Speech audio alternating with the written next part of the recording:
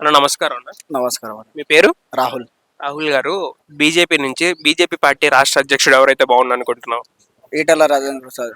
ఈటల రాజేంద్ర గారు ఎందుకు? ఆయన పరిపాలన, రూరల్ డెవలప్మెంట్ గురించి, ఇంకా విలేజెస్ సైడ్ నుంచి బాగా పేరు పొందిన మనిషి.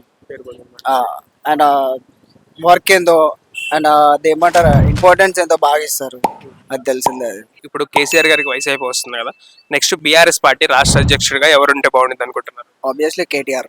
కేటీఆర్ గారు ఎందుకు?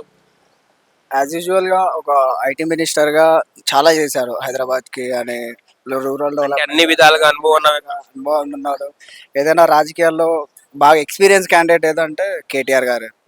So we support KTR. Harish Rao గారికి అంతకు మించి ఎక్స్పీరియన్స్ ఉందని చెప్పేసి ఉంది, కాకపోతే ఆయన డిపార్ట్మెంట్కి చెందిన ఎక్స్పీరియన్స్ ఆయనకు ఉంది ఆబ్వియస్లీ.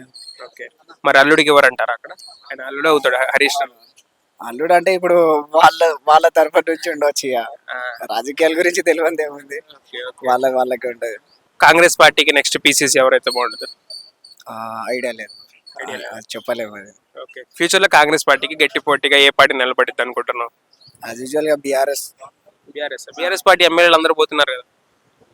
ఈ రాజకీయాల్లో పోవడం రావడం అది కామనే కదా. ఓకే ఓకే, థ్యాంక్స్ అన్న. అన్న నమస్తే అన్న. నమస్తే అన్న. మీ పేరు? మూర్తి అండి.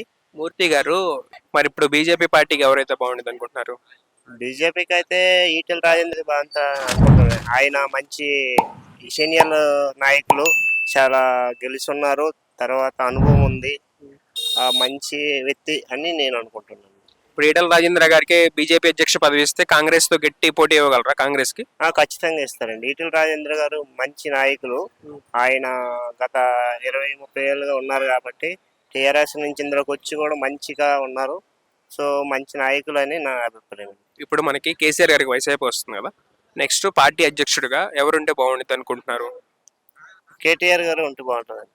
హరీష్ రావు గారు ఉన్నారు కదా, సీనియర్ మోస్ట్.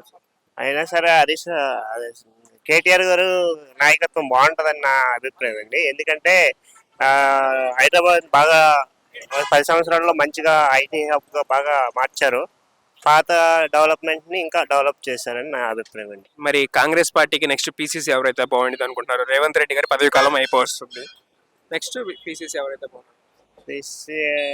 ఐడియా లేదు. మదియాష్కి ఉన్నాడు, బలరాం నాయక్, మహేష్ కుమార్ గౌడ్, జీవన్ రెడ్డి. నాకు అంత కాంగ్రెస్ గురించి అయితే ఐడియా లేదండి నాకు. ఫైనల్ గా ఒక క్వశ్చన్, కాంగ్రెస్ గవర్నమెంట్ వచ్చి 8 నెలలు అయింది కదా, కాంగ్రెస్ పరిపాలనపై నీ అభిప్రాయం ఏంటి?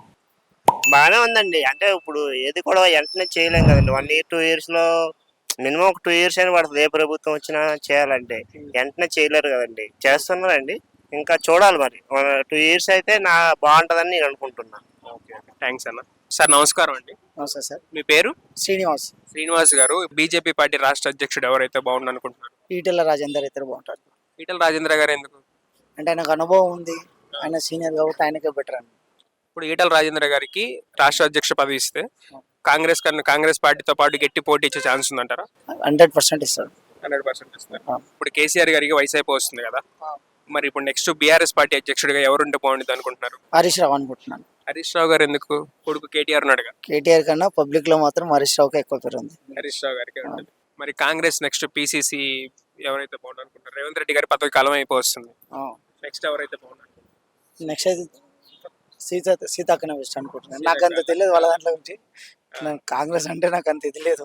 ఓకే, కాంగ్రెస్ గవర్నమెంట్ వచ్చి 8 నెలలు అయింది కదా, కాంగ్రెస్ పరిపాలనపై మీ అభిప్రాయం ఏంటి? ఏం బాగలేదు. ఫస్ట్ టీఆర్ఎస్ బాగుండేది. ఇప్పుడు బీఆర్ఎస్ ఎమ్మెల్యేలు అందరూ వరుసగా కాంగ్రెస్ లోకి వెళ్ళిపోతున్నారు కదా, గతంలో కేసీఆర్ గారు కూడా ఇలాగే చేశారు. ఇప్పుడు కేసీఆర్ గారు చేసిన తప్పే రేవంత్ రెడ్డి గారు చేస్తున్నారు. ఇప్పుడు అది ఇది కలిసి మళ్ళీ బీజేపీ అన్ని సపోర్ట్ తీసుకుని నా పార్టీ ఉన్న సీటు పోతుందేమని రేవంత్ రెడ్డి వాళ్ళందరికీ అలా తీసుకుంటున్నారు అంతే. ఓకే, అన్ని పోతే సీట్లు దీన్ని ఖాళీ చేస్తే నాకు సీటు సేఫ్ ఉంటుందని ఆలోచన. ఓకే, మరి భవిష్యత్తులో 2028లో కాంగ్రెస్ పార్టీకి గట్టి పోటీగా ఏ పార్టీ నిలబడితే అనుకుంటున్నారు? మళ్ళీ బీజేపీ వస్తా అనుకుంటున్నాను. బీజేపీ తప్పితే సెకండ్ బీఆర్ఎస్.